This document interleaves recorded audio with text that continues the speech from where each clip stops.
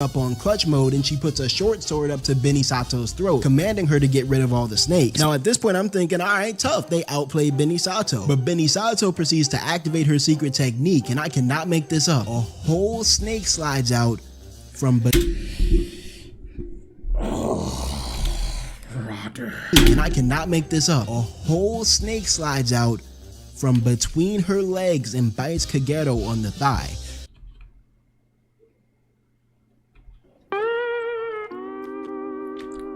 Now this, for me personally, raises a lot of questions, the most pressing of which being, if Bossman is tapping that.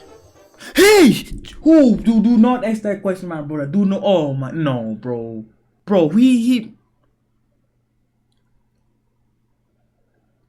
Bro, I'm gonna just tell you what the hell I'm thinking, bro. His meat is entering the mouth of a snake. Bestiality? I don't know, man. Call me Master Zan, cause I'm a flicky bands. Ah, you see the title, man? I literally got nothing to say, bro. I'm not gonna waste your time. Let's get into it. One of the most common criticisms leveraged against Demon Slayer is the damn, it's a long video. fact that its core premise is nothing new in the grand scheme of anime. And you know what? I have no notes. That is an entirely fair critique to have of this series. But the animation's still tough. I don't care what you might say. Slayer is not the first, nor will it be the last anime to take a stab at the demon slaying swordsman archetype. And so today, ladies and gentlemen, I wanted to explore one of Demon Slayer's progenitors in this vast array of Slayer swordsman series. Damn, that shit's a tongue twister. Today, we're talking about the 1993 OVA from Studio Madhouse, Ninja Scroll. Somewhere in Edo-era Japan, a wispy evening fog warns of a storm that's set to come in soon. Making his way through this fog, hoping to outpace the storm, is Kibagami Jubei, a lone swordsman for hire and the main protagonist of the story that we'll be talking about today. Jubei is minding his own business, walking on this bridge that goes over a river while smacking down on a rice ball when suddenly a harpoon blade stabs through one of the bridge's wooden boards, hoping— Okay, bro. We know you're tough, bro. Like, bro, dude's always trying to flex, bro. Like, look at this cool ass dude down on a rice ball when suddenly a harpoon blade stabs through one of the bridge's wooden boards, hoping to ambush Jubei as he's enjoying his dinner. Now let's just keep it a full stack right now before we even really get into the story. I just told you this nigga Jubei was the main character. No way he's going out like this. 3 miscreants try to ambush Jubei with a 3v1, but Jubei responds by throwing his rice ball into the air and smoking all 3 of these fodder ass niggas in the few seconds it takes for him to catch his rice ball again. One of the dudes— bro, that guy need that rice ball, bro. Junpei, you good with that rice ball. That other dude is too skinny, bro. As a skinny person myself, nah, bro. He need that rice ball. All 3 of these fodder ass niggas in the few seconds it takes for him to catch it. Cause like the scene here, like it presses fast. That's why I paused like that. Look at this dude, bro. He need that rice ball again. One of the no wonder he's robbing dudes he takes out, the dude who was like the leader of the trio, he's like, hey, I know you, aren't you that Jubei guy who be taking on the craziest missions for mad cheap? And Jubei's like, yeah, that's me. Y'all be easy though. And without another word, Jubei proceeds to run off, hoping to make it to the nearest village before the incoming storm does. Now this storm actually does end up hitting some of the local villages in the area. We cut to the next day and we get a look inside one of the villages where these 2 men are busy making repairs from last night's storm. Now these 2 dudes are just over there being bros, chopping it up, getting some work done, when all of a sudden this pale looking young lady with these red sores all over her body starts strutting towards them. The 2 dudes who were making repairs, they actually recognize this girl. They're like, hold on, ain't that what's her name from down the street from the Shimoda village? And it's at this point that we find out that this woman is actually dead and her corpse is being controlled by this freakazoid who's out there hiding in the bushes somewhere. Once this freakazoid gets the woman's body close enough for the 2 men to hear her, he starts talking through the woman's body, basically telling the 2 men that a great evil has struck her village and that now everyone in her village is dead. She then proceeds to go limp as if she too had died right there on the spot. Word of this eerie occurrence spreads through the 2nd village like wildfire. Damn! It was like, man, fuck all that shit, nigga. We gone. Niggas, bro. Niggas not asking. They gotta be black. Some of these people gotta be half black, cause bro, they didn't waste no time with the like, how did she die? Where did she come from? What the hell's going on? Instantly, I bet. pack our bags, like get the hell on here, boy. And within a few hours, everyone in this village is fleeing the scene because nobody wants to end up looking like the dead woman that they had all just seen die. We then cut to another village, a third village, and in this village we see a ninja reporting back to his master. The ninja explains to his master that his scout saw some suspicious figures leaving the Shimoda village on the night before they all died. And the master, albeit hesitant at first, eventually orders this ninja to go with the rest of the village's ninja to go investigate the incident at the Shimoda village. That night, the ninja gang is all gathered together, planning their trip to the Shimoda village, when suddenly they get interrupted by the one female ninja in their village. You see, the gang was planning on leaving her out this mission, and once she found out they were doing this behind her back, she was understandably pissed as hell. The head ninja, the one who was talking to the master earlier, explains that they left her out because she was the village poison tester, and the village couldn't afford to lose someone as valuable as her. But the ninja girl, her name is Kageto, by the way, Kageto is like, nah bruh, y'all are my comrades, I'm going out there with you, and she chops off a bunch of her hair, I guess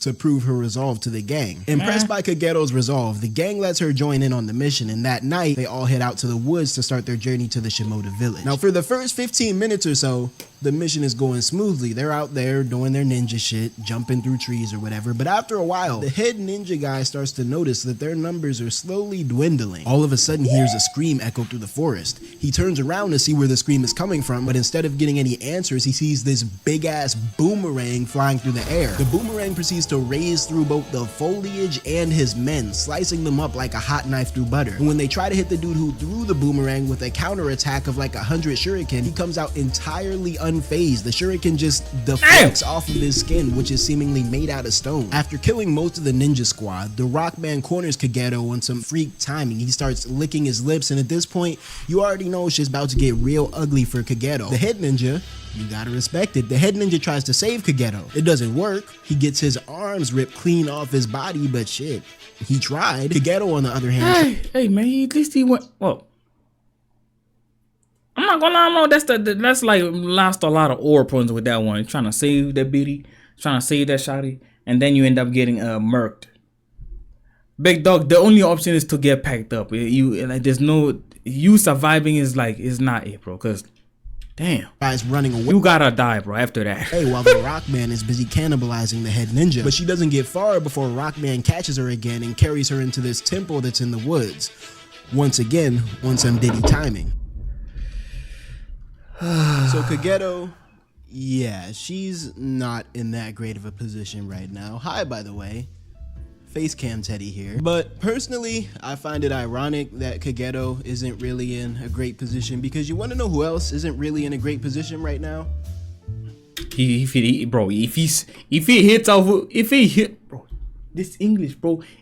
he hits us with an ad, bro, I can't even get mad. Hey, get your money, black man. Let's see.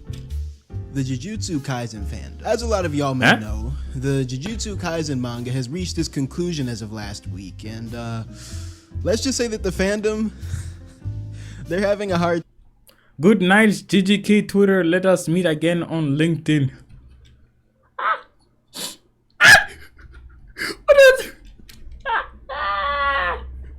Oi, hey, okay, I get like that. This funny as hell. I ain't gonna lie, bro.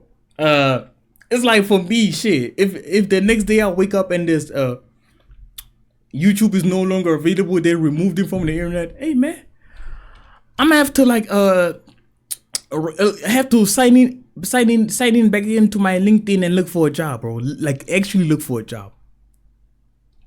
My parents don't know this.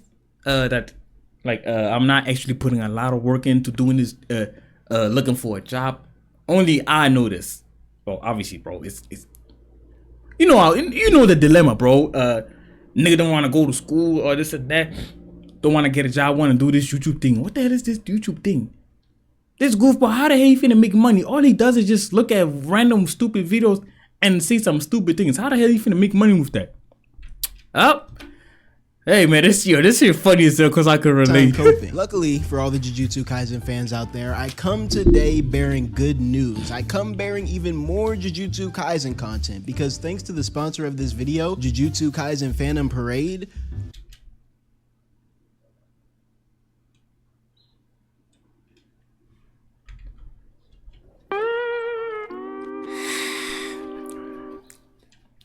the fun is not yet over.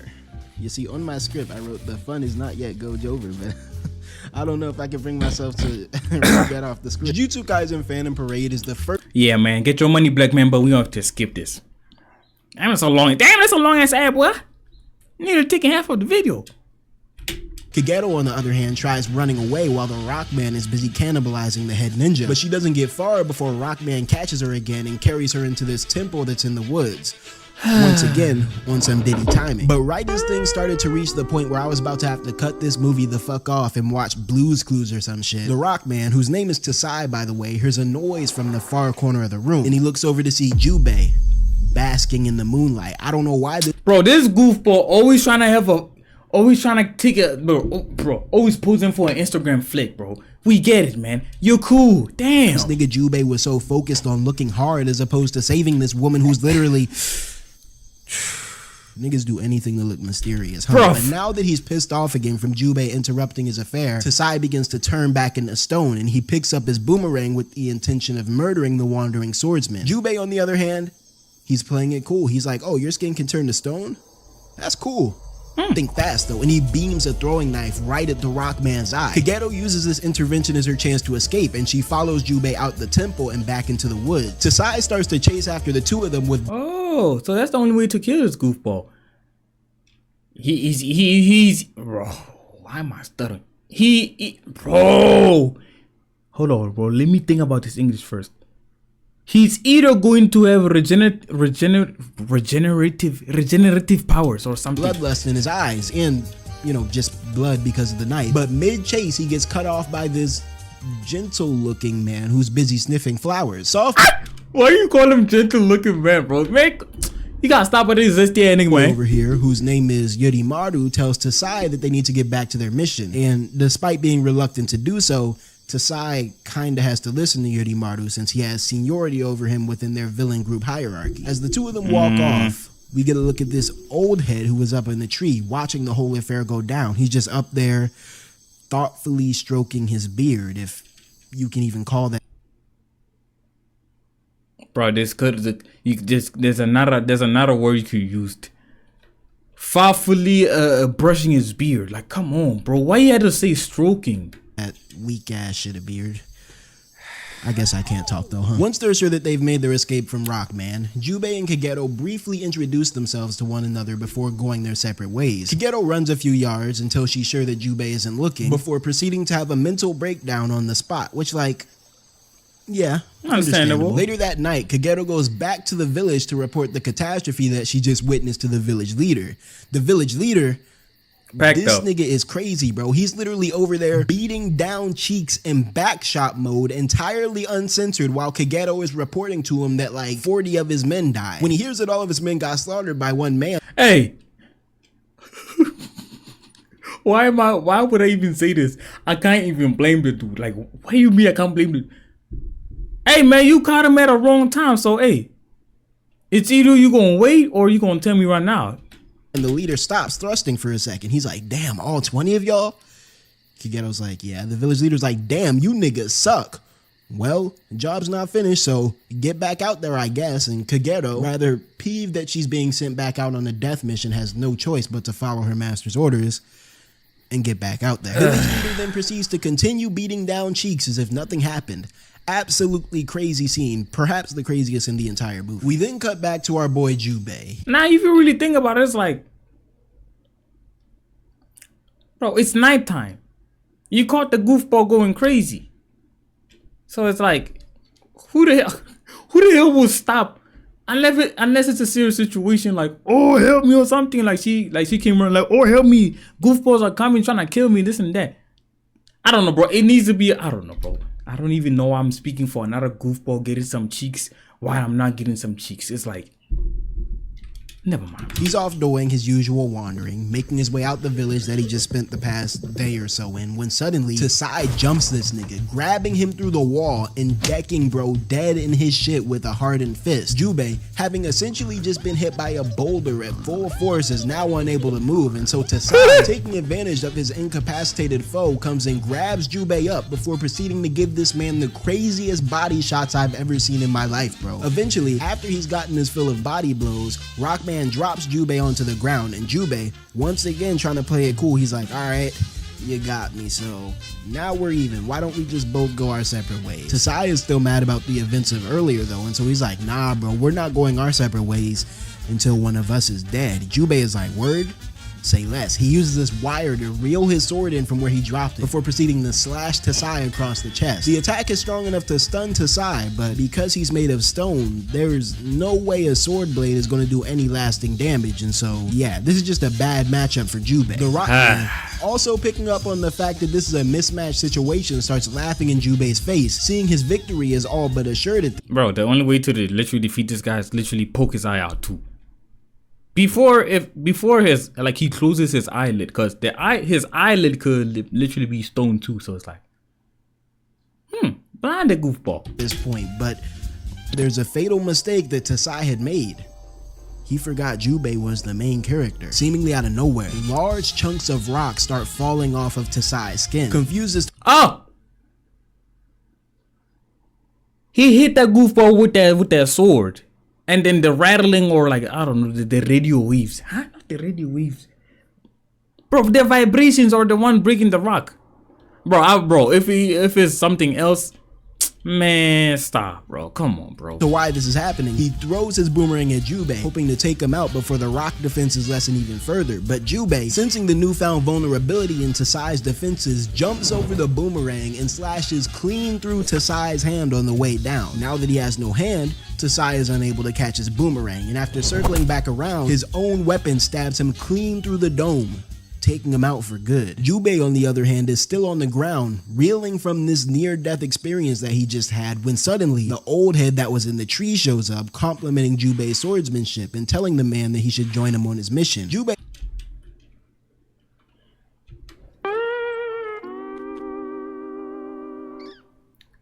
You literally almost died, and then goofballs just appeared out of nowhere. Oh, hey man, nice fighting skills. Join me on my travels. Who the fuck is you? Like, what do you mean? He was like, look, Unc, I don't even know who you are, and I'm definitely not fighting whatever that thing was again, and so you be easy. And Unc responds, he's like, I mean, it's not like you have much of a choice now. You just killed one of the 8 devils of Kimon, and so they're all going to be after you soon. Jubei, unfortunately, does not give a damn, and so he continues to walk off without entertaining Unc any further. We then cut back. Like, he just popped out of nowhere, hella weird ass. Like, bro, he's unknown. You don't know whether he's on some freaky timing like that other goofball that turns to stone. It's like, bro, like what? Back to Soft Boy, Yurimaru. He's ducked away in a hidden base somewhere, and he's delivering a message to like the main villain boss via this long wire that extends all the way across the woods and into the boss's hideout. Yurimaru's ability is that he can manipulate and do all sorts of cool magic with these wires, like, for example, having this telephone call that he's having with the boss long before telephones ever existed. Anywho, after reporting to the boss that everything is going as planned, the third devil of Kimon, a woman named Zakuro, comes up behind Yurimaru, trying to seduce him. The thing is though, Yurimaru is canonically gay. He be letting the boss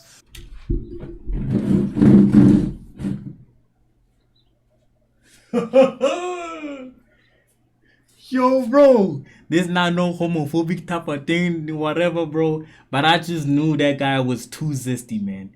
The way he moving, the way he, hey, man, I just knew, man. I just knew, bro. Y'all not finna fool me, bro. I know how to put this. There's some weird goofballs out here, like they find it entertaining to like be out here fooling other straight men by like how to put this. Increasing their feminine things. You know what, bro? Let me shut the hell up before I get canceled.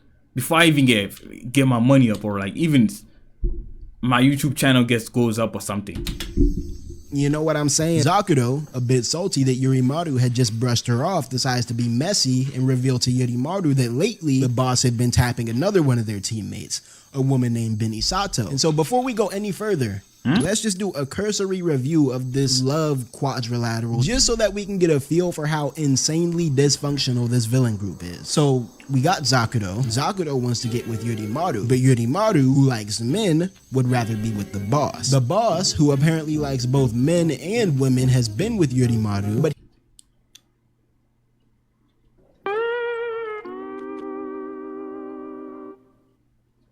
prefers to be with another one of their teammates, Benny Sato. Now, let's talk about Benny Sato, because Benny Sato's role in the story actually kicks off right about now when she discovered Tasai's corpse laying where Jubei had left it. Somehow before dying, Tasai managed to craft a perfect replica of Jubei's face in the dirt, and so Benny Sato, seeing this replica, goes out to find the man with this face and get back at him for seeing this perfect replica of Tasai's corpse laying where Jubei had left it. Somehow before dying, Tasai managed to craft a perfect replica of Jubei's face in the dirt. Oh, damn. I'm not gonna lie, I can't even think of that. Cause like instantly you kill a goofball. Why you finna pick him up or like even move him or touch him? The only thing you could, okay, hold on. If he lays on his face and you trying to make sure he's dead, obviously you gotta like turn him, like put him on his back and pause. I don't even know if that's pause. Put him on his back and see, like analyze that goofball, bro. Is he dead? Okay, he's dead.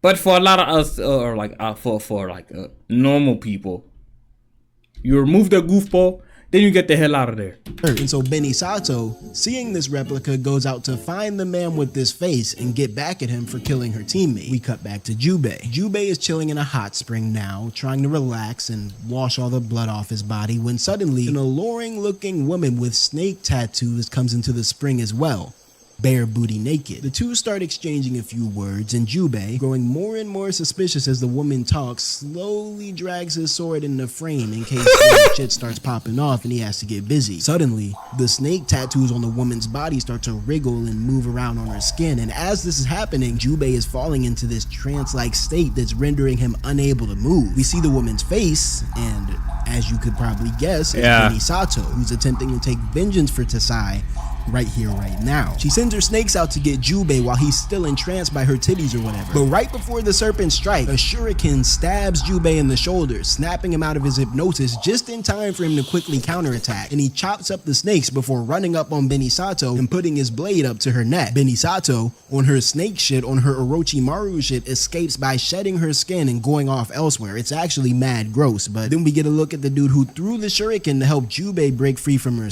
It's the old man. Oh, now I saved your stupid ass. Now join me on my adventure. No! Spell.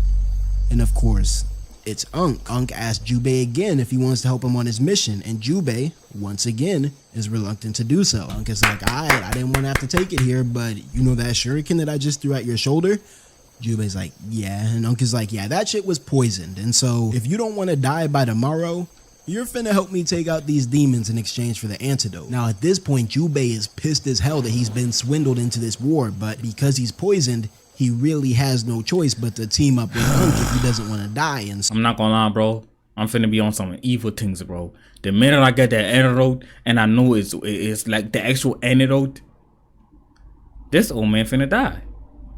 Real talk. This old man finna die. So without much further discussion, the two of them set off into the night, looking for their next lead on the remaining 7 devils of Kimon. Speaking of the 7 devils, we then cut back to Benny Sato, who is now back at their little hideout with Yorimaru. Benny Sato explains to Yorimaru that Tasai is dead and that she knows who the killer is, but he got away. Yorimaru hears this and he's like, oh word? Suddenly he wraps a wire around Benny Sato's arm. He's like, yeah, this sounds suspicious and I don't really know if you can be trusted, so I'm finna be keeping a wire on you to make sure you don't try anything slick. Benny Sato, she looks at the wire and she's like, yo, get this lame shit up off me right now before I tell boss man. Don't be mad that you're not his main. And Yorimaru, I mean, shit, what else can bro do? He gets the wire up off her, because truth be told, he's not the main. We cut back to Unk and Jubei, and the two of them are heading down this Scooby-Doo looking ass river, hoping to track down the remaining 7 devils. Unk is over there yapping about the devils and their origins or whatever, and Jubei, he doesn't really give a damn until he finds out that the leader of the devils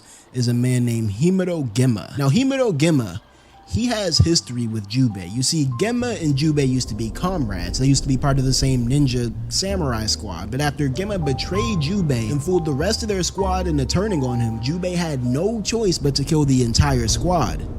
Gemma included. Jubei is busy wondering how the hell Gemma could still be alive after he killed him with his own 2 hands with his own blade when Unk suddenly decides to stop the boat that they're in and investigate the area that they had just arrived at. They're now in like this marsh that sits outside of a temple. So Jubei and Unk, they go exploring this marshy area, making their way towards the temple, but the 2 of them get unwillingly split up after Unk goofy ass accidentally trips down a cliff. Waiting to jump him at the bottom of this cliff is another one of the devils, a man named Shijima, who has the ability to like hide within and manipulate shadows. Before Unk could gain his footing, Shijima throws this big ass claw and chain at him, hoping to impale him, but Unk, he's too saucy for that, and he hits the smoothest weave move I've ever seen in my life before proceeding to disappear into thin air. Or so we think. In actuality, Unk is using a shape-shifting ability to fool Shijima and blend in with his surroundings, a pretty clever move from the old head. If you ignore the fact that in order to pull this off, Unk had to put bare ball sack up against tree bark, I know that shit was hurting, bro. But cut back to Jubei, and he's Ooh, bro, bro, imagine split. I want to explain why am I reacting like what is the correct word for this? Bro, sometimes it's like, bro, you would think I know how to speak English because of the way I sound. Bro, I be having problems. Well, it's not like I live in a country where to do it. Bro, it doesn't even matter. But even y'all goofballs that literally live in a country that is literally run by English, some of y'all don't even know the English. I'm sorry, bro, you know what? Fuck it, bro. Imagine having splinters on your balls, bro. I'm like, damn. Currently waiting inside the temple that they were supposed to go to, waiting for Unk to show up. He doesn't know where Unk is, but sitting at the front of this temple is a lady in religious garb. She's up there chanting the Buddhist sutras. Now, the last time Jubei saw a woman, shit did not end well, and so he's immediately suspicious of this lady's intentions, because why the fuck is she out here saying prayers and shit at 2 a.m. sleepy hours? His suspicions are proven true once this lady, who's actually a reanimated corpse, bursts into dozens of snakes, and after slicing through the snakes, Jubei comes to realize that he's walked right into Benisato's trap. Hundreds of snakes fall off of the temple ceiling onto Jubei. There's literally an entire sea of serpents slithering on the ground, forcing Jubei to remain motionless under them, and once she sees that her foe has been incapacitated, Benisato emerges from these. Why is you booty naked? I ain't got no problem with if you being booty naked, but come on, man. Once again, bare booty naked. Benisato starts to question Jubei, asking him if long face having he that bought reinforcements beyond just Unk, and Jubei, that nigga starts capping his ass off. He's like, hell yeah, we bought a whole army with us. I'm not even trolling right now. Benisato, she knows that this nigga is capping, but luckily for Jubei, Kageto from earlier pulls up on clutch mode and she puts a short sword up to Benisato's throat, commanding her to get rid of all the snakes. Now at this point I'm thinking, alright, tough, they outplayed Benisato. But Benisato proceeds to activate her secret technique, and I cannot make this up. A whole snake slides out from and I cannot make this up. A whole snake slides out from between her legs and bites Kageto on the thigh.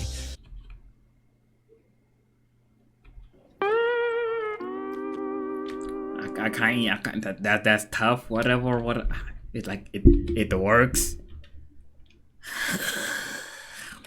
Now this, for me personally, raises a lot of questions, the most pressing of which being, if Boss Man is tapping that.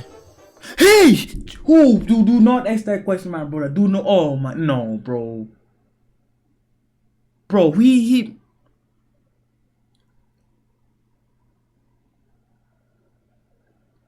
Bro, I'm gonna just tell you what the hell I'm thinking, bro. His meat is entering the mouth of a snake. Bestiality? I don't know, man. But there's a snake in there. What type of freaky ass? But anywho, apparently Benisato keeps her most venomous snake tucked inside of her, and so now that she's been bitten, Kageto has mere moments before the poison starts to take effect. Now Kageto, you gotta respect it. She doesn't back down. She presses the blade up against Benisato's throat even harder, to the point where she's drawing blood, and once again commands Benisato to get rid of the snakes. Benisato, seeing that Kageto is not bluffing, she does just that. She gets rid of the snakes, and immediately after she folds to Kageto's demand, Benisato gets electrocuted, bruh. She starts spazzing out on the ground, still bare booty naked, might I add. The hell? She ain't have any more snakes in her, because, you know, that's just animal cruelty at this point. But come to find out, Yurimaru, the hating ass twink that she was cock blocking from the boss had snuck another wire around her neck, even after he took the first wire off of her. And so the moment he saw the slightest bit of treason from Benny Sato, he took that opportunity to smoke her ass and sent her to go dap up. Pause. Man, the boss man's D gotta be something. It gotta be something else, bro. Cause pause, bro. In hell. After Benny Sato is gone, Kageto and Jubei make their way out the temple and back into the woods. This dumbass nigga Jubei, without any sort of forewarning, gets down on his knees and gets ready to suck the poison out of Kageto's thigh. Kageto thinks the boy Jubei is on some freak shit though, and so she kicks the shit out of this nigga's chin. And when Jubei explains that he was just trying to suck out the poison, Kageto explains that she's immune to all poisons due to her training as a poison tester. And so basically, Benny Sato's coochie snake never really even posed a threat. What?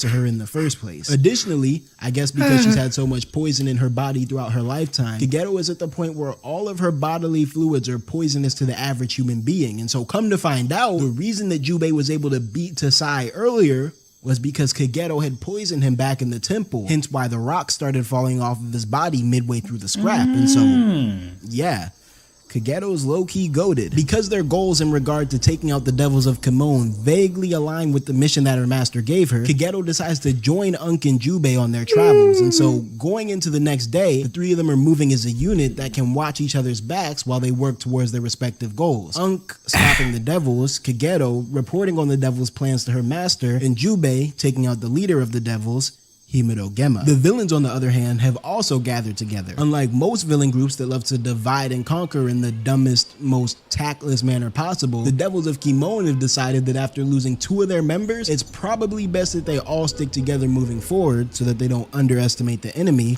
and lose any more members. As our heroes continue their travels, they slowly begin to piece together the truth about the deaths at the Shimoda village. Basically, the devils killed all of the villagers by poisoning the wells. We don't know why they did this yet, but we know that they did. They also made sure to spread the word of an infectious disease going around like we saw in the beginning, so that all the surrounding villages would evacuate due to fear of being next to catch the disease. So basically we know that the Devils of Kimon wanted the Shimoda village and all of the surrounding villages to be empty.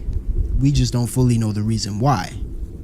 Yet. As our trio is resting in this abandoned house trying to get their bearings together, 3 wasps fly into the house and look around for a few seconds before flying back in the direction from which they came. Turns out, okay, they're weird.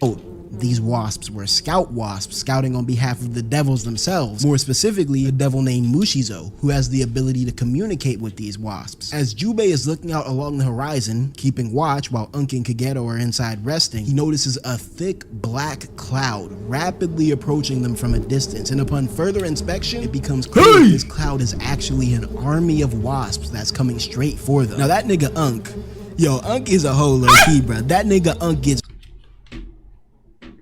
Why you, bro? I wish you could have edited them 808s on the, like, how them TikTok memes be. straight for them. Now that nigga Unk, Unk is a whole low key, bro. That nigga Unk gets right to moving, and Kageto and Jubei aren't that far behind. After realizing that there's no way they can outrun these wasps long term, my goat Kageto turns around to face them, using a technique involving flower petals and pollen to stall the insects and make them fall asleep. As Kageto is holding them off, Jubei spots Mushizo, the wasp leader, and so he chases him in an effort to get him to stop the wasps. Eventually, Jubei corners Mushizo inside like this water tower well sort of building. Mushizo tries to jump Jubei on some melee shit, but of course, melee fighting is Jubei's wheelhouse, and so Jubei dodges Mushizo before proceeding to slash him across the back. Unfortunately for Jubei though, Mushizo's back isn't made out of flesh. Hey, Jesus! Oh, bro, what is this fake ass enemy, man? It's like today, bro. After taking like a week break or something, or not posting on YouTube for a week, I just come back directly into some weird, disgusting things. Especially this big, nasty ass wasp nest. And so all he did by slashing Mushizo across the back was make the wasps in his body even more thirsty to sting that ass up. In an effort to escape the wasps, Alright, bro. I'm gonna just call them bugs from now on because wasps is a hard word to say over and over again. That SPS is crazy, but in an effort to escape the bugs, Jubei jumps out of the well house and into this lake so that the bugs are unable to follow him. Mushizo tries to look for Jubei while standing atop this thick-ass tree root, but Jubei proceeds to slash through both the tree root and Mushizo's leg from underwater, forcing the bug man to plummet into the water with him. Once Mushizo is submerged underwater, the bugs in his body start freaking out, trying to get back to air, and so they start stinging Mushizo from the inside out, causing him to bleed out underwater and kick the bucket not long after. Immediately after Mushizo dies, all the bugs, including the ones that were Bro, I'm glad he's been killed, bro. That disgusting ass dude, bro. attacking Unk and Kageto, stop caring about their directive to kill the trio, and so without any further hostility, all the bugs go off to do whatever those godforsaken bugs do when they're not stinging the shit out of niggas. I don't even know what's the purpose of these these type of bugs, bro. I'm not gonna lie. I don't care what they say. Oh, they're important to the nature, this and that, bro. Any type of bug that's literally like, it just like its only purpose is to bite people or bite other things, bro. They gotta be destroyed, I don't man. know what the fuck a wasp does in his spare time. Plot? Plan? Be evil? Like, come on, bro. Now, after the whole wasp incident is over, Unk decides that it's too risky to travel with Kageto and Jubei, and so for the time being, he goes off on his own, deciding that they can all regroup once they reach the Shimoda village. After Unk leaves them, Jubei and Kageto have somewhat of a heart-to-heart, like, at least as close as you can get to a heart-to-heart when you're dealing with two ninja tsunderes. Jubei explains his predicament, the fact that Unk had poisoned him, his beef with Himuro Gemma, and so on and so forth. But as he goes to continue his journey to the Shimoda village, he doubles over, bleeding out of his mouth. The poison that É? Mo bathroom mo moral. Lebadi. Unk had laced him with is starting to take effect, and he'll probably be dead by the end of the day if Unk doesn't slide him that antidote. Despite his less than optimal condition though, Jubei has no choice but to keep moving forward, and so him and Kageto make their way up this mountain in hopes of getting a better view on where they need to go. As they're scaling this mountain, Kageto notices a corpse staggering along in the distance, and upon further inspection, she realizes that this corpse is the corpse of Hanza, the ninja who was in charge of her ninja group the night prior. She gonna runs after. She gonna runs after it. She gonna run after it. And the man who had laid down his life in an attempt to save her from Tasai. In a moment of weakness, Kageto folds and goes up to the corpse, but as she looks at the man's face, she notices one, that this nigga is dead as hell, and two, that his mouth has been sewn shut in the creepiest, most funkiest manner possible. Once Kageto gets close enough to this corpse, Zakuro emerges in the distance. You see, come to find out, Zakuro has the ability to manipulate gunpowder, and so basically what she does is take corpses, stuff them with gunpowder, reanimate them, and then boom, she has her own walking, self-detonating corpse bomb.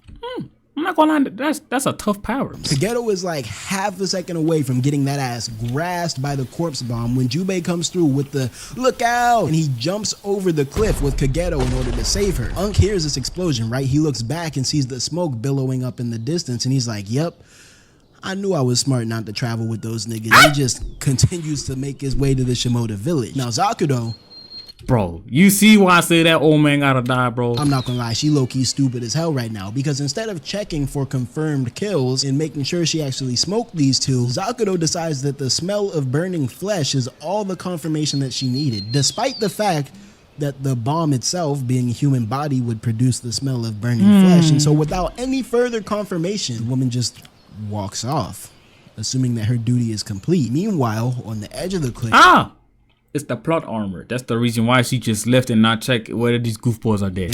Jubei and Kageto were on their anime plot armor shit, on their surviving all cost shit, and after a bit more tsundere bickering, they make their way back up the cliff and onto the surface that Jubei had pushed them off of. Kageto makes it up to the surface first, and when Jubei finally makes it up behind her, he sees Kageto looking forward with a concerned expression on her face. Come to find out, one of the devils of Kimon was up there waiting for his squabble. I guess he was sent there to like sweep the area and double check behind Zakuro, but this right here is Utsutsu Mujuro. He is the only devil of Kimon within this video that gives these two a fair fade, in the sense that he doesn't try to jump them in any way, shape, or form, and he could have easily just let them fall down the cliff. And so how do our two heroes repay him? They do everything within their power to make this fight as unfair as possible. Damn. The other dude, man. Mujuro, I'm gonna call this man Mumu. Yeah, Mumu. Mumu, who's a swordsman just like Jubei, challenges him to a one-on-one. Jubei accepts his challenge, but then immediately once the squabble begins, he proceeds to run into this dense forest of bamboo. You see, Mumu is blind, and Jubei has picked up on this fact, hence why he ran into the area with more obstacles, more distracting sounds, etc, etc. Unfortunately for Jubei, Mumu is anime blind, meaning that the nigga's not actually blind. He makes up for his blindness with super enhanced hearing that makes him practically untouchable to anybody who makes a noise. So basically everybody. Mumu is also saucy as hell with the katana, debatably more so than Jubei, and so for a while, Jubei is at a genuine disadvantage, unable to take on the sightless swordsman. Now for time's sake, I'm just gonna skip to the part where this nigga loses because this shit was low-key the most Mickey Mouse victory I've ever seen in my life, bro. But basically, at some point during this fight, Kageto tries to jump Mumu, but she fails, and her short sword gets lodged into this stalk of bamboo in the process. Jubei then proceeds to activate his MC plot armor and land directly under this short sword after getting dogged by Mumu. And because the short sword is stationary within the bamboo, it didn't make any noise, and because it didn't make any noise, Mumu was unable to quote-unquote see it, and so he gets parried by the short sword, and then Jubei stabs him in the gut.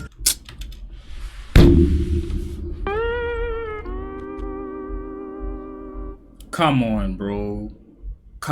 Like, you could have taken like a different direction. Like, I don't know what type of direction they could have took. I don't even know what they could have done, bro. Like, come on. Like, he died so doo-doo, bro. This is a doo-doo scene, man. I don't know, something like they destroy his ears somehow. They managed to like bullshit, but you know, anime type shit. But for those of y'all who are keeping count, there are currently 4 devils remaining: Yorimaru, Zakuro, Shijima, and of course the final boss, let me man Himuro Gemma, are 2 sexually repressed shinobi engage in some more dramatic tsundere shenanigans before finally deciding to get back to work and continuing their journey to the Shimoda village. Eventually, the 2 of them arrive at the Shimoda village where they meet up with Unk once again. Unk is dead-ass surprised to see that they're even alive, given the explosion that he had witnessed earlier, but he's happy to see them nevertheless because who doesn't want 2 OP-ass ninja on their side when they're trying to take down a bunch of demons? It's at this point that Unk reveals to us his plans, or rather the plans of the demons that he's trying to stop. So basically, the demons are collaborating with an evil shogun called the Shogun of the Dark. The Shogun of the Dark wants to take over all of Japan, usurping it from the rightful shogun. But in order to accomplish this task,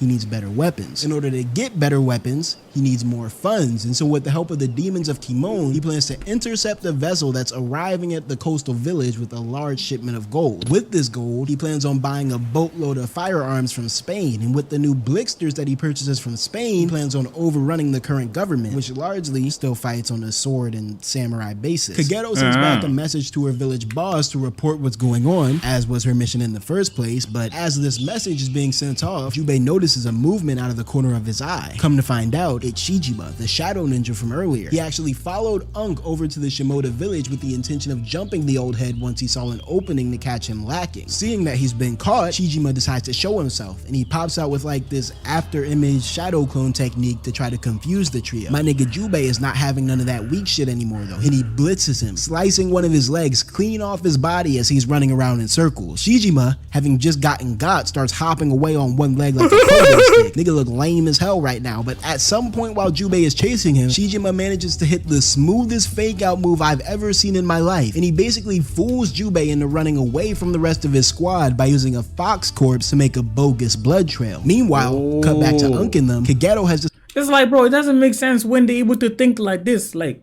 okay, we're gonna make this guy come up with this type of plan of like using a fox, a blood trail, like leaving a blood trail of a fox to make the other goofball thing that is the blood of that goofball. I'm not really good at explaining things. Like they able to think up, like they able to think about ideas like this, but then they decide to. Bro, that the way that blind dude got killed, bro, it's so stupid, bro. That's the problem of making OP characters and not knowing how to kill them. decided to turn I'm not even a professional writer or nothing, bro. I'm just literally a generic ass dude. So it's like, come on. Unk. She threatens him by putting her blade to his back, and she demands that he gives her the antidote for Jubei's poisoning. Now, Unk actually does end up giving Kageto the antidote, surprisingly. But unfortunately, this antidote conversation is off screen before we can see it. And on top of that, it's also cut short by Shijima sneaking up on Kageto and snatching that ass up. By the time Jubei arrives back to where they were, Kageto is nowhere to be found, the only hint of her location being a cryptic note that Shijima left behind. The thing is though, over the past day or so, Jubei has fallen mutually in love with Kageto in their own weird, stoic ninja sort of way, and so he decides, fuck the mission, I need to go rescue. Hey man, that man got mesmerized about them meeks. He saw them meeks and was like, I gotta hit that. Kageto. By the time Jubei figures out where Shijima was hiding her, it is well into sunset, meaning that Jubei had probably sank at least a few hours into searching for Kageto. Relieved to see that she's alive, Jubei frees her from her binds, but unfortunately for him, somehow through the power of freakiness, Shijima is able to start mind controlling Kageto. And so the instant she's freed, the woman starts trying to attack Jubei. As he's being attacked by Kageto, Unk's poison starts to kick in even worse, because remember, Unk stated that he would die by the end of today if he didn't cop the antidote, and it's already sunset. And finally, to make matters even worse than they already are, old Shijima the Shadow Freak finally decides to come out the cut and start running Fade. And so now Jubei finds himself facing a 3v1 fighting Kageto, Shijima, and the STD that Unk gave him all at once. Kageto goes in to stab Jubei, but Jubei proceeds to catch her blade with his forearm before beaming his own blade at Shijima. The katana that he threw hit Shijima's back with perfect precision, killing him instantly, and the moment he dies, Kageto is freed from his mind control. Jubei, on the other hand, is quickly losing blood due to having tanked Kageto's attack while simultaneously debuffed by the poison, and so once he's sure that Kageto is safe, he passes out, not waking up again until nightfall. When he does finally wake up, Jubei finds that his arm has been patched up by Kageto. The two have another brief heart-to-heart before Jubei grabs his sword and gets up. He has a score to settle with Himuro Gemma. As Jubei gets up, getting ready to leave, Kageto gets up as well, stopping him in his tracks. Turns out, the only way to counteract this poison, according to Unk, is with her poison. And so Kageto They gotta fuck so the poison could be. proceeds to drop her draws before offering to counteract the poison. Jubei looks at her.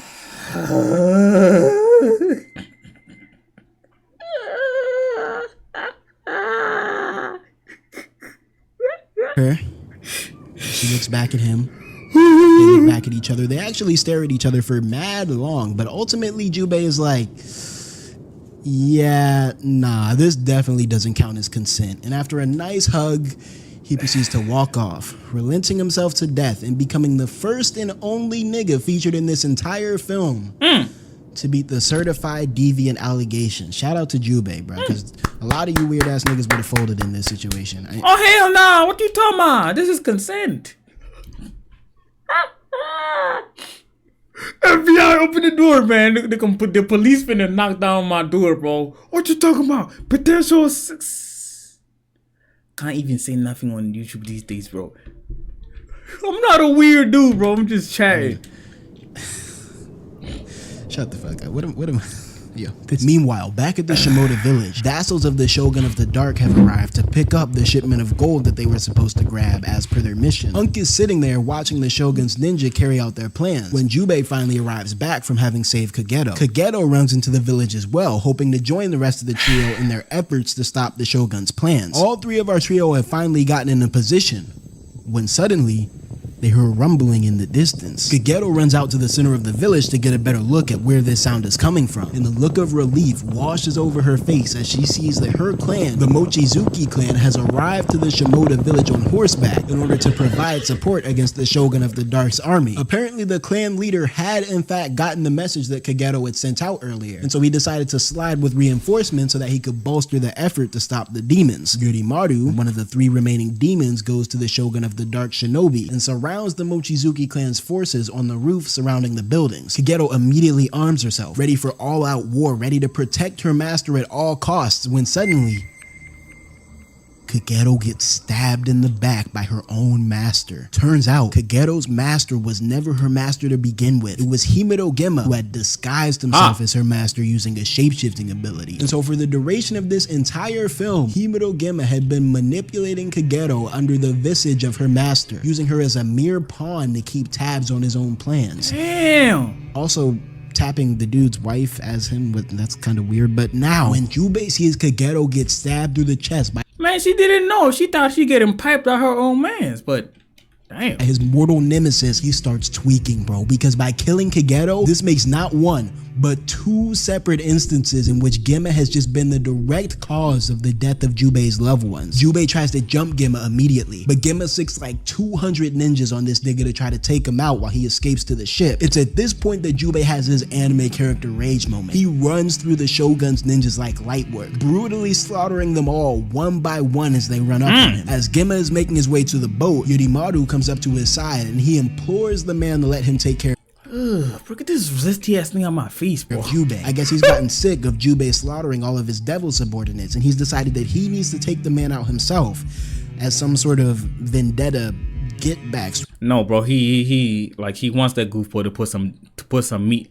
He wants that man's meat, bro. That's the reason why he doing this. Sort of gesture. As Yurimaru gets in the position for his plan to take out Jubei, he runs into Zakudo. But once again, he quickly brushes off the woman, saying that since she failed to kill Jubei back on the mountain, he never wants to see her again. Meanwhile, Gemma has gotten onto the boat and is introducing himself to the Shogun's retainers. Obviously, the Shogun himself wasn't about to pop out for such a dangerous mission, and so he sent this dude with a pimple on his head to be his contact with Gemma on his behalf. As Gemma and the Shogun's retainer are exchanging formalities, Unk sneaks onto the boat himself, seeing as though Jubei is a bit too occupied committing mass murder to be the one to sink the ship right now. After slaying the last of the ninja, Jubei makes his way into the building that he was standing on top of, sensing Yurimaru's presence within the building. He's sneaking around looking for Yurimaru within this building when suddenly a string wraps around his neck and Yurimaru hangs him from one of the building supports. As Jubei is suffocating, Yurimaru proceeds to send an electric current up the string, strong enough to torture Jubei, but not strong enough to kill him. Now, if Yurimaru was smart and he didn't play with his food right here, it would have been wraps. He probably would have been able to take Jubei off the map right here, right now. But Yurimaru, blinded by his With that large ass head, bro, it's like, bro, vendetta, niggas could literally be born with a fat ass head and not be able and still be stupid, bro.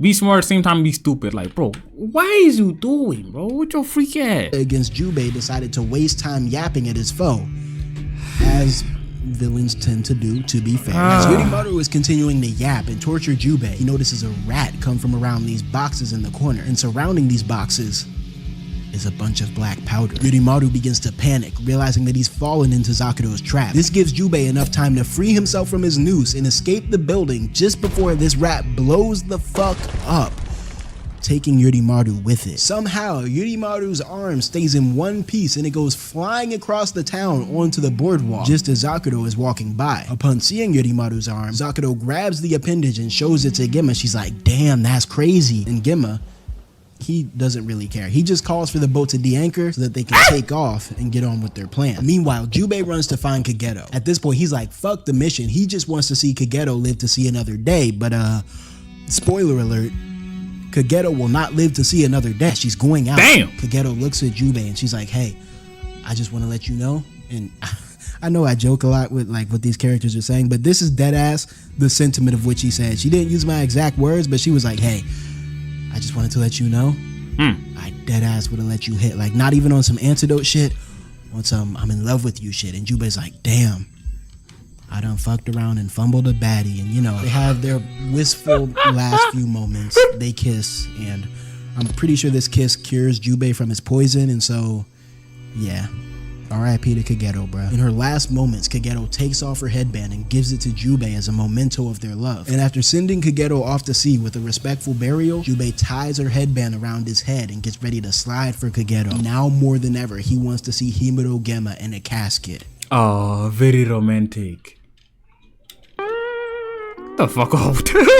For real this time. With one last look at Kageto as she floats off onto the horizon, Jubei takes off on his horse that he apparently found somewhere, and he makes his way over to the cargo ship that started to take off to sea. Now, you know a nigga is on some whole other shit when he rides his horse into the water like that shit's a jet ski. Gemma, on the other hand, is up on the top floor of the boat, speaking to the Shogun of the Dark's retainer, and it's at this point that he starts to enact his true plan, killing the retainer so that he can seize all the gold for himself, which he will then use to fund his own Japan conquest mission. As all this is going down, Unk is on the bottom level of the boat where they're storing all the gold, and his big greedy ass can't help but get a look at the goods, which in turn opens him up to getting snuck by Zakuro, who had also made her way down to the lower level of the boat as well. Now Unk, he actually has a pretty solid strategy. He throws his gourd at Zakuro, and Zakuro proceeds to slice the gourd in half with a kunai, which actually causes her to get splashed by a bunch of oil that Unk was storing within the gourd. From here, Unk's plan was to set the flammable oil ablaze with his candle, therefore immolating Zakuro, who presumably has a lot of gunpowder on her. But unfortunately for Unk, Zakuro is quick-witted and she manages to put out the flame with her kunai before he can light the oil. Unfortunately for Zakuro though, Jubei ass was right there watching this whole scrap the whole time, and the moment he sees an opening, he lights the oil on fire, therefore turning the gunpowder lady into a human bomb with enough power to start to sink the ship. Himuro Gemma, up on the top floor of the ship, he hears this explosion go off and he's like, yo, I don't know